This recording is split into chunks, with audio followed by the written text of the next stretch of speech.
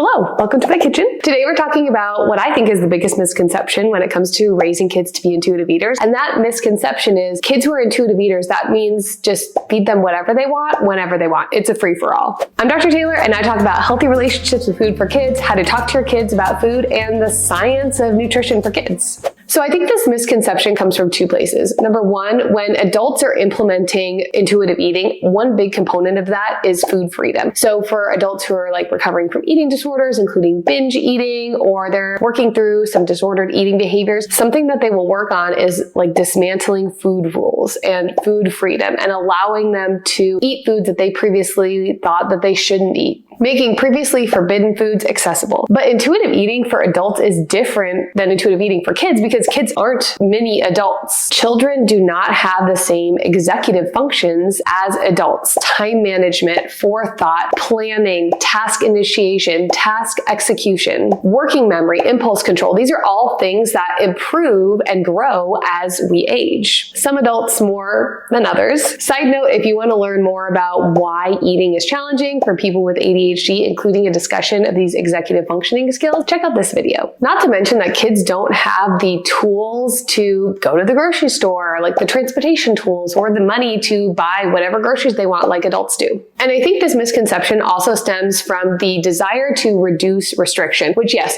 we want to reduce restriction. We want to reduce the restriction mindset around food for our kids, but this does not mean zero boundaries. And I also want to point out that intuitive eating for adults isn't simply food freedom. While that's a big component of intuitive eating, that's not the only piece. One other piece of intuitive eating is gentle nutrition. There's 10 principles of intuitive eating. That's the last principle, but it's still an important one. Intuitive eating is not just eat what you want, whenever you want, with zero regard to how that food makes your body feel or how it affects your health. The difference with kids here is that this gentle nutrition piece comes through the loving, considerate, and respectful boundaries that parents place around food and how a parent provides food for their kids and just food parenting in general. So zero boundaries around food would look like just letting a kid choose whatever they want for any snack with no regard to their nutritional or health needs. Now, responsive feeding with gentle, loving, and respectful boundaries might look something like letting a child choose their own snack from a box or a drawer that you've filled up that includes safe foods, but you vary those things in the box to make sure that their nutritional needs are met. Responsive feeding with gentle, loving, and respectful boundaries might also include something like providing your child two options for a snack that includes safe foods, but also includes foods that are going to fuel them for the upcoming really intense soccer practice in the heat. Responsive feeding can also include offering your child a snack without giving them a choice for what's offered, but being considerate of their wants and needs. So you offer them a safe food, you include foods that are going to fill them up, and you expose them to a new food, maybe using fun and play or a novelty item. So in each of these examples, the parent is considering their child's wants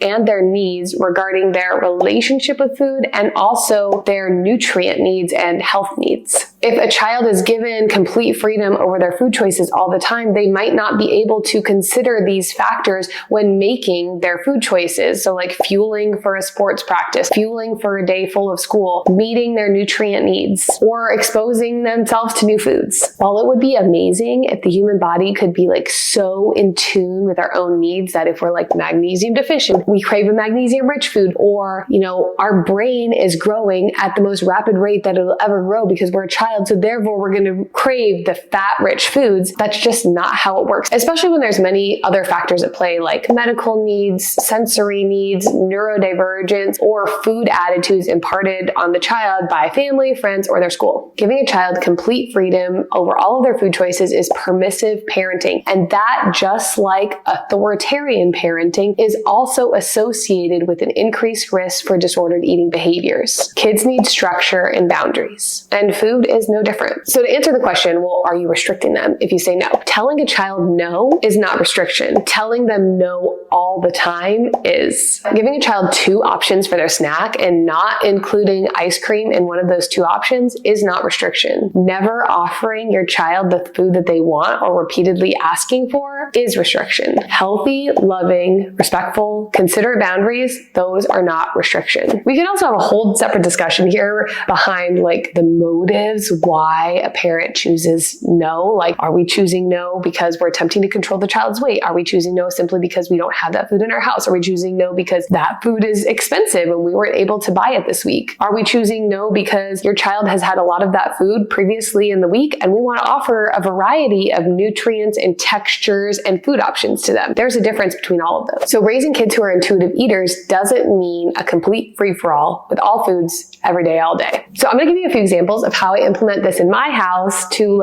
illustrate my point further. So my husband does all the meal planning for dinners. And when he's planning meals, he's choosing what we're going to eat, but he asks each kid if they have any requests for dinners during the week. And oftentimes it's like pancakes, and I'm okay with that. I love a breakfast for dinner. My husband also does all of our grocery shopping, and when he's shopping online, he'll ask each kid if they have something that they want to add to the grocery cart for the week. Now, usually they'll say something like gummy bears, but we also ask them, is there a fruit or veggie you want in your lunchbox this week? And they'll request something like that too. Green apples have been a favorite. So we're giving our kids a say in what's stocked in the pantry, like giving them some autonomy over the family food choices. Another example, so the after-school snacks I offer are usually nutrient dense and they include a fruit or a veggie. And sometimes I also include ice cream cones. And when I serve ice cream, I allow my kids to eat their fill of what I serve, whether that be cucumbers or ice cream. But I don't always serve ice cream. I vary it. I switch it up a little bit. On the weekends for lunches, we often set out a lunch platter and let our kids dish up what they want family style. So I'm choosing what's served. That's the boundary that I'm putting. The boundary is this is what your options are for lunch. And then they serve themselves from that and I let them eat their fill from what's on the platter. Sometimes they help me put stuff on the platter and choose, and sometimes they don't. And if there's a food that I know that they may have a hard time with, or,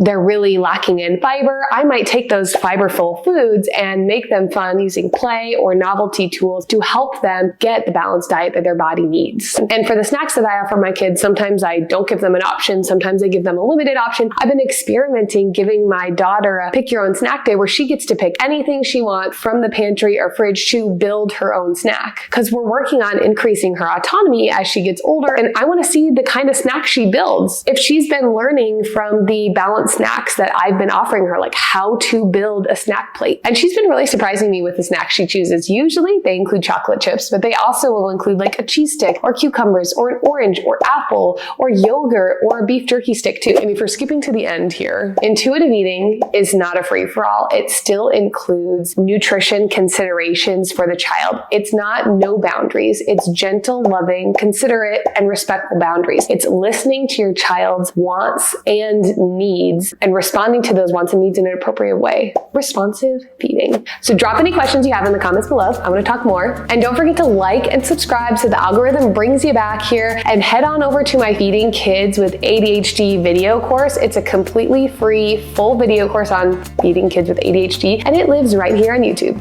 See you next time.